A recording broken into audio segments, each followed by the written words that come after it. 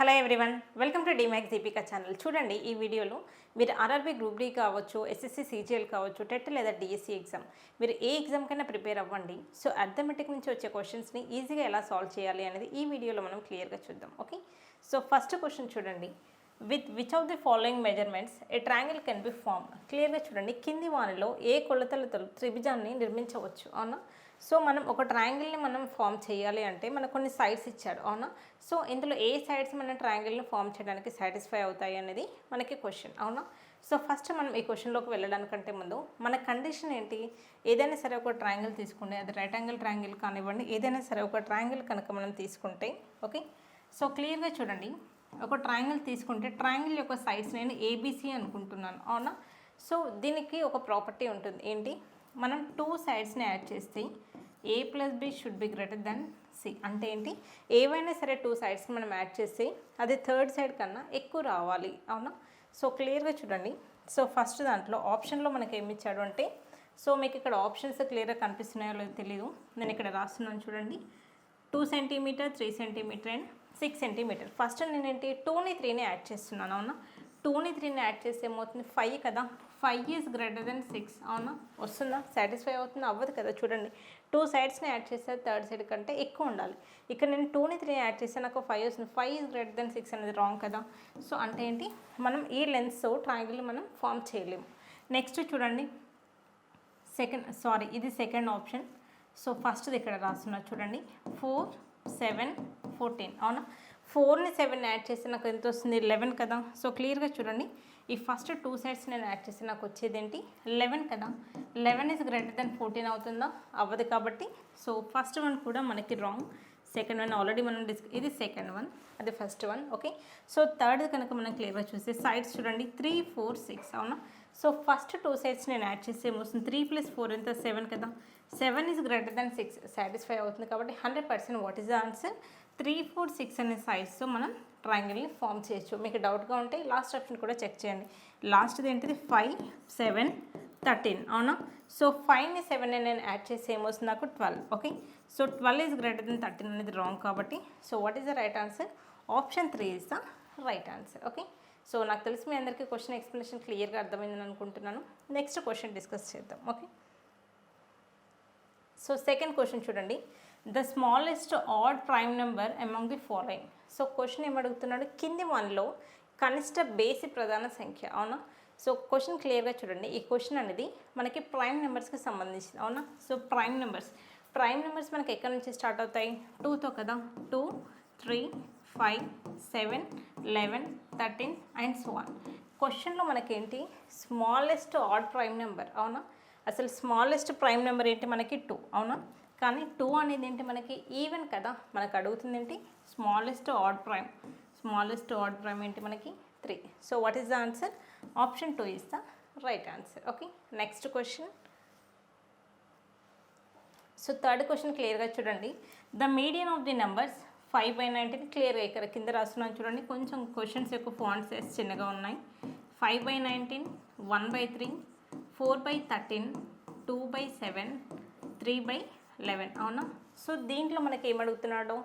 ఈ rational numbers నుంచి మనకి మీడియన్ అనేది ఫైండ్ అవుట్ చేయమంటున్నాడు. ఓకే, సో క్లియర్గా చూడండి, మధ్యగతం. మీడియన్ అంటే ఏంటి తెలుగులో? ఈ నెంబర్స్ యొక్క మీడియన్ అంటే మధ్యగతం ఏంటో ఫైండ్ అవుట్ చేయమని అడుగుతున్నాడు. ఫస్ట్ మనం మీడియన్ ఫైండ్ అవుట్ చేయాలి అంటే కండిషన్ ఏంటి? ఇచ్చిన నెంబర్స్ని అసెండింగ్ ఆర్డర్లో మనం రాయాలి. ఓకే, సో క్లియర్గా చూడండి, వీటిని కనుక మనం అసెండింగ్ ఆర్డర్లో రాయాలంటే ఎలా రాస్తాం? 5/19, 3/11, 2/7, 4/13, ఓకే, 1/3. సో కొంతమందికి డౌట్ రావచ్చు, మేడం ఇది ఎలా రాశారు అంటే, మనం ఆల్రెడీ సో ప్రీవియస్ వీడియోలో సో ఇలాంటి నెంబర్స్ మనం రేషనల్ నెంబర్స్ని అసెండింగ్ ఆర్డర్ అలాగే డిసెండింగ్ ఆర్డర్లో ఎలా రాయాలి అనే దానిపైన వీడియో చేసాము. సో ఎవరికైనా డౌట్ ఉంటే ఒకసారి ఆ వీడియో అనేది క్లియర్గా చూడండి. లేదు అంటే మనం నెక్స్ట్ వీడియోలో మీకోసం మళ్ళీ ఇంకొకసారి డీటెయిల్ ఎక్స్ప్లెనేషన్ అనేది ఇవ్వడం జరుగుతుంది. ఓకే, సో ఈ ఫ్రాక్షన్స్ని మనం ఒక అసెండింగ్ ఆర్డర్లో రాసాం కదా. సో దీంట్లో మిడిల్ వాల్యూ ఏదైతే ఉంటుందో అదే మనకు మీడియన్ అంటే మధ్యగతం అవుతుంది. సో చూడండి, మొత్తం టోటల్ 5 నెంబర్స్ ఉన్నాయి, అందులో థర్డ్ వన్ అనేది మిడిల్లో ఉంది కాబట్టి so what is the answer? 2/7 is the right answer. That is option 4 is the right answer. Okay, next. So next question క్లియర్గా చూడండి, the present ages of a father and son are in the ratio of 7:2. After 8 years, the ratio becomes 9:4. The present age of the son is. Okay, question క్లియర్గా చూడండి. ఒక తండ్రి మరియు కుమారుల ప్రస్తుత వయసుల నిష్పత్తి 7:2. 8 సంవత్సరాల తర్వాత వాళ్ళ వయసుల నిష్పత్తి 9:4 అయితే కుమారుడి ప్రస్తుత వయసు ఎంత? ఏమి లేదు, ఇక్కడ క్లియర్గా చూడండి. ఫాదర్ అలాగే సన్కు సంబంధించిన ఏజెస్ యొక్క డేటా అనేది ఇవ్వడం జరిగింది. ఓకే, సో ఫస్ట్ ఏంటి, మనకి ప్రజెంట్ ఏజ్ యొక్క రేషియో ఇచ్చాడు. ప్రజెంట్ ఎలా ఉన్నారు వాళ్ళకి ages ratio 7:2. Okay, father age 7 part అయితే సన్ ఏజ్ 2 పార్ట్స్ ఉంది, అవునా? సో క్వశ్చన్లో ఏమంటున్నాడు, ఆఫ్టర్ 8 ఇయర్స్ తర్వాత, కాబట్టి సో నేను +8 అని రాస్తున్నాను. 8 ఇయర్స్ తర్వాత సో వీళ్ళ యొక్క రేషియో ఎలా ఇచ్చాడు, 9:4 అవుతుంది. ఓకే, 9:4. సో ఫస్ట్ మనం క్లియర్గా చూడండి, ఇలాంటి క్వశ్చన్స్ మనం సాల్వ్ చేయాలి అంటే ఈ డిఫరెన్స్ అనేది క్లియర్గా చూడండి. 7కి 2కి డిఫరెన్స్ ఎంత, 5, అవునా? డిఫరెన్స్ ఇక్కడ రాస్తున్నాను. ఇక్కడ కూడా 9కి 4కి డిఫరెన్స్ ఎంత, 5 కదా, అవునా? సో ఫస్ట్ మనకి డిఫరెన్స్ అనేది ఈక్వల్గా ఉన్నాయా లేదా అని చెక్ చేసుకోవాలి. ఇక్కడ ఈక్వల్గా ఉన్నాయి కాబట్టి సో డైరెక్ట్ మనం ఏం చేస్తాము అంటే సో క్లియర్గా చూడండి, వీటి మధ్య డిఫరెన్స్ అనేది సేమ్ ఉంటుంది. 7కి 9కి డిఫరెన్స్ ఎంత, 2, అవునా? ఇక్కడ కూడా మనకి 2కి 4కి డిఫరెన్స్ అనేది 2 ఉంటుంది, అవునా? ఎప్పుడైతే ఈ పార్ట్స్ సేమ్ ఉంటాయో డిఫరెన్స్ అనేది ఆటోమేటిక్గా సేమ్ వస్తుంది. అంటే ఈ 2 పార్ట్స్ అనేది దేనికి ఈక్వల్, ఓకే, ఈ 8 ఇయర్స్కి ఈక్వల్. ఓకే, సో 2 పార్ట్స్ కనుక 8 ఇయర్స్ అయితే క్వశ్చన్లో ఏమడుగుతున్నాడు క్లియర్గా చూడండి, present age of the son, అవునా? ప్రజెంట్ ఏజే కదా, present age of the son ఇది ప్రజెంట్ ఏజ్కి సంబంధించిన డేటా, ఇది సన్ కదా. Present age of the son ఎంత, మనకి 2 పార్ట్స్ ఉంది, అవునా? సో 2 పార్ట్స్ 8 ఇయర్స్, అవునా? సో డైరెక్ట్ క్వశ్చన్లో అడుగుతుంది అంతే, 2 పార్ట్స్ ఎంత అని అడుగుతున్నాడు. ఎంత, 8 years is the right answer. ఏమి క్యాలిక్యులేషన్ చేయకుండా డైరెక్ట్ మనకు ఆన్సర్ వచ్చేస్తుంది. Okay, next question.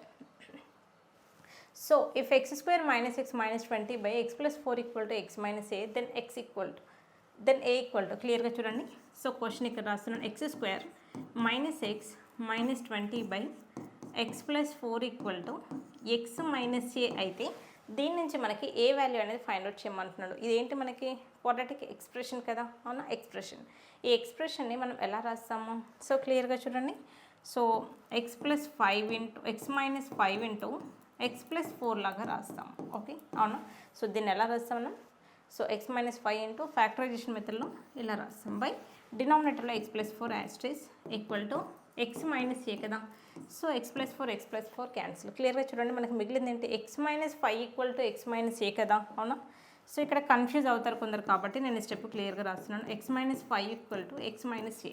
ఇక్కడ x ఇక్కడ x ఉంది, అవునా? x క్యాన్సిల్ అయిపోతే ఇక్కడ మిగిలింది ఏంటి, -5 = -a.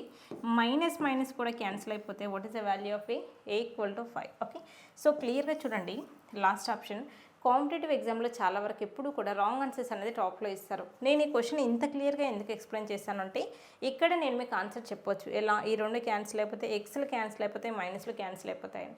ఎవరికైతే కాన్సెప్ట్ ఐడియా ఉందో వాళ్ళకి ఈజీగా అర్థమవుతుంది. బేసిక్స్ ఎవరైతే స్ట్రాంగ్గా లేరో వాళ్ళు 100% ఆన్సర్ ఏం పెడతారు అంటే -5 పెడతారు. అందుకోసమని సో ఎగ్జామినర్స్ అలా మిస్టేక్స్ పెడతారు స్టూడెంట్స్ అన్న పాయింట్ ఆఫ్ వ్యూలోనే ఎప్పుడు కూడా రాంగ్ ఆన్సర్స్ అనేది టాప్లో ఇస్తారు.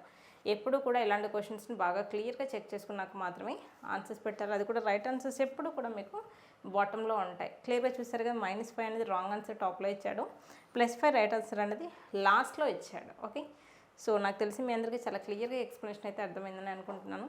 Next question.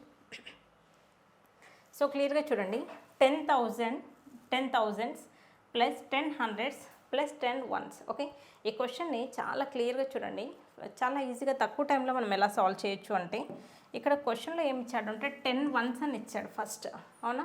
10 ones అంటే ఏంటి, అవునా? 1 1 1 అలా మనం ఎన్ని టైమ్స్ రాస్తాం, 10 టైమ్స్. 1ని 10 టైమ్స్ యాడ్ చేస్తున్నాము అంటే మీనింగ్ ఏంటి, 10 కదా. సో లాస్ట్లో మనకు 10 ఎక్కడ ఉందో చూడండి, ఇక్కడ 10 ఉంది, ఇక్కడ లేదు. ఓకే, అయితే ఆప్షన్ 1 అవ్వాలి, లేదంటే ఆప్షన్ సి అవ్వాలి. మనకి ఏమన్నాడు స్టార్టింగ్లో 10,000 అన్నాడు, అవునా? సో క్లియర్గా చూస్తే ఇది ఎలా ఉంది, ల్యాక్స్లో ఉంది. క్లియర్గా చూడండి, 1 0 1 0 1 0. క్లియర్గా చూడండి, ఈ వాల్యూ ఎలా ఉంది, మనకి ల్యాక్స్లో ఉంది కాబట్టి ఇది రాంగ్. మిగిలింది ఏంటి, దట్ ఈస్ 111 క్లియర్గా చూడండి, థౌజండ్స్లో ఉండాలి ప్లస్ లాస్ట్లో మనకి 10 ఉండాలి. కాబట్టి what is the answer, option C is the right answer. Okay, next one. So the sum of 3 consecutive multiples of 7 is 357. The largest multiple of them is. Okay, so క్లియర్గా చూడండి 7 యొక్క మల్టిపుల్స్ కావాలి. Okay, consecutive 7 multiples అన్నాడు, అవునా, వాటి యొక్క some ఇచ్చాడు, అవునా. సో ఫస్ట్ మనకు ఆ నెంబర్ తెలియదు కాబట్టి నేను ఎక్స్ అనుకుంటున్నాను ఫస్ట్ నెంబర్. నెక్స్ట్ నెంబర్ ఏంటి, ఎక్స్ ప్లస్ 7. ఓకే, నెక్స్ట్ ఏంటి, ఎక్స్ ప్లస్ 14. ఇవన్నీ కూడా 7 మల్టిపుల్స్, అది కూడా కాన్సిక్యూటివ్ అయి ఉండాలి. వీటన్నిటిని ఏం చేయమన్నాడు, సమ్ చేయమన్నాడు, అవునా. వీటన్నిటిని సమ్ చేస్తే వచ్చే వాల్యూ ఎంత ఇచ్చాడో క్లియర్గా చూడండి, 357, అవునా.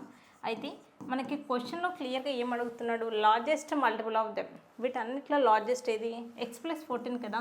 మనకు ఇంటెన్షన్ ఏంటి క్వశ్చన్ నుంచి అంటే x plus 14 equal to how much అనేది మనం ఫైండ్ అవుట్ చేయాలి. ఓకే, సో చాలామంది ప్రాసెస్లోకి వెళ్ళి అసలు క్వశ్చన్లో ఏం అడుగుతున్నాడో మర్చిపోతాడు. Okay, largest multiple of them అన్నాడు, అన్నిట్లో లార్జెస్ట్ ఏంటి మనకి, ఈ మూడిట్లోకి వెళ్ళి లార్జెస్ట్ అనేది ఎక్స్ ప్లస్ 14 కాబట్టి మనకి క్వశ్చన్ నుంచి X plus 14 equal to how much అనేది మనం ఫైండ్ అవుట్ చేయాలి. ఎలా ఫైండ్ అవుట్ చేస్తాం క్లియర్గా చూడండి, ఎక్స్ ప్లస్ ఎక్స్ ఎంత, 3x, అవునా. 3x plus 21 equal to 357. Okay, so 3x equal to 357 minus 21 ఎంత, క్లియర్గా చూడండి 336, అవునా. 3 1s 112, అవునా. ఎక్స్ వాల్యూ కదా మనకి 112. ఆప్షన్స్ క్లియర్గా చూడండి, 112 అనేది ఇక్కడ ఇచ్చాడు కానీ ఇది పెట్టొద్దు. మన క్వశ్చన్లో ఏం అడుగుతున్నాడు, లార్జెస్ట్ మల్టిపుల్ అంటే ఏంటి, x plus 14 equal to how much అనేది. ఎక్స్ వాల్యూ 112 అయితే ప్లస్ 14 యాడ్ చేయాలి, that is 126. Option B is the right answer. Okay, next. So if the length of the sides of a right angle triangle are x centimeter, x plus 1 centimeter and x plus 2 centimeter, then the value of x is. క్లియర్గా చూడండి, ఒక లంబకోణ త్రిభుజ భుజాల పొడవులు x centimetres, x plus 1 centimetre మరియు x plus 2 centimetres అయితే x యొక్క విలువ ఎంత. ఇక్కడ ఏమీ లేదు, ఒక రైట్ యాంగిల్ ట్రయాంగిల్ ఇచ్చాడు, అవునా. వీటి యొక్క సైడ్స్ ఎలా ఇచ్చాడు, ఒకటేమో x అని ఇచ్చాడు, ఇంకోటి ఏంటి x ప్లస్ 1 ఇచ్చాడు. ఓకే, నెక్స్ట్ ఏంటి x ప్లస్ 2 ఇచ్చాడు, అవునా. ఇక్కడే x ప్లస్ 2 ఎందుకు రాశాను అంటే అన్నిట్లో ఇదేంటి మనకి రైట్ యాంగిల్ ట్రయాంగిల్ కదా, హైపోటెన్యూస్ అనేది ఏంటి మనకి లాంగెస్ట్ సైడ్ కదా ట్రయాంగిల్లో. హైపోటెన్యూస్ అనేది ఎప్పుడు కూడా లెంత్ ఎక్కువే ఉంటుంది కాబట్టి వీటన్నిటిలో హైయెస్ట్ ఏది మనకి x ప్లస్ 2. అయితే దీని నుంచి మనకి x వాల్యూ ఫైండ్ అవుట్ చేయమంటున్నాడు. ఎలా ఫైండ్ అవుట్ చేస్తాం, సో పైథాగరస్ థీరం ఏంటి మనకి, hypotenuse square equal to that is x plus 2 whole square equal to. Okay, Pythagoras theorem ఇది hypotenuse square equal to, so వీటి యొక్క స్క్వేర్ చేసి వాటిని సమ్ చేస్తే వస్తుంది, అవునా. X plus 1 square plus x square కదా, అవునా. సో ఇది నార్మల్ మెథడ్లో మనం చేస్తే ఎలా చేస్తాం, దీన్ని a plus B whole square, దీన్ని a plus B whole square, ఇదంతా చేయడం వల్ల మనకి టైం వేస్ట్ అవుతుంది. ఇది కాంపిటేటివ్ ఎగ్జామ్కి సంబంధించిన క్వశ్చన్ కాబట్టి మనం ఆ మెథడ్లోనే సాల్వ్ చేయాలి, అంటే తక్కువ టైంలో క్వశ్చన్ని సాల్వ్ చేయగలగాలి. ఎలా చేస్తాం, జనరల్గా ఈక్వల్ టు మీనింగ్ ఏంటి, లెఫ్ట్ సైడ్లో మనకి ఏదైతే వస్తుందో రైట్ సైడ్లో కూడా అదే రావాలి కదా, ఈక్వల్ టు మీనింగ్ అదే, అవునా. సో నేను ఎక్స్ వాల్యూ ఇక్కడున్న వాల్యూస్లో ఏదో ఒక వాల్యూస్ నేను సబ్స్టిట్యూట్ చేస్తాను, అవునా. సో క్లియర్గా చూడండి, ఎక్స్ వాల్యూ 5 సబ్స్టిట్యూట్ చేస్తాను, 4 సబ్స్టిట్యూట్ చేస్తాను, 3, ఇలా మనం ఆప్షన్స్ సబ్స్టిట్యూట్ చేయడం వల్ల తక్కువ టైంలో మనకు ఆన్సర్ అనేది రావడానికి ఉంటుంది. సో ఫస్ట్ నేను ఏంటంటే మనం దేంతోనైనా స్టార్ట్ చేయొచ్చు. సపోజ్ ఇక్కడ నేను 5 తీసుకున్నాను అనుకుందాం, అవునా. సో 5 ప్లస్ 2 అంటే 5 ప్లస్ 2 అంటే 7 స్క్వేర్ అంటే ఎంత, 49 వస్తుంది లెఫ్ట్ సైడ్లో. రైట్ సైడ్లో ఏమొస్తుంది, 5 ప్లస్ 1 ఎంత మనకి 6 స్క్వేర్ అంటే 36 ప్లస్ 25. చూడండి వాల్యూ అనేది చాలా ఎక్కువ వస్తుంది. ఓకే, సో కాబట్టి ఇది కాదు. ఓకే, నెక్స్ట్ 4 చూడండి, 4 స్క్వేర్ అంటే 4 ప్లస్ 2 అంటే 6 స్క్వేర్, లెఫ్ట్ సైడ్ 36 వస్తుంది, అవునా. రైట్ సైడ్ ఏమొస్తుంది క్లియర్గా చూడండి, so this is 4 plus 1 25. So క్లియర్గా చూడండి 25 ప్లస్ 4 స్క్వేర్ అంటే 16, క్లియర్గా చూడండి. సో ఇది కూడా మనకి సాటిస్ఫై అవ్వట్లేదు. ఓకే, ఇంకా మిగిలింది ఏంటి, 3 అనేది మనం చెక్ చేద్దాం. ఓకే, 3 ప్లస్ 2 అంటే ఏంటి, 5 స్క్వేర్ ఈక్వల్ టు 3 ప్లస్ 1 అంటే ఎంత, 4 స్క్వేర్ అంటే 16 ప్లస్ 3 స్క్వేర్ అంటే 9. సో 5 స్క్వేర్ అంటే 25 ఈక్వల్ టు 25 సాటిస్ఫై అవుతుంది కాబట్టి what is the value of X equal to 3 is the right answer. So నాకు తెలిసి మీ అందరికీ చాలా క్లియర్గా ఎక్స్ప్లెనేషన్ అయితే అర్థమైందని అనుకుంటున్నాను. మీ అందరు కనుక ఈ వీడియో నచ్చినట్టయితే తప్పకుండా లైక్ చేయండి. అలాగే ఈ వీడియో పైన మీ ఒపీనియన్ అనేది కింద కామెంట్ సెక్షన్లో కామెంట్ చేయండి. ఈ రోజు నుంచి రెగ్యులర్గా మన ఛానల్లో వీడియోస్ అనేది అప్లోడ్ అవుతూ ఉంటాయి కాబట్టి సో ప్రతి ఒక్కరు మన ఛానల్లో రెగ్యులర్గా వాచ్ చేస్తూ ఉండండి. So thank you all, see you in the next video.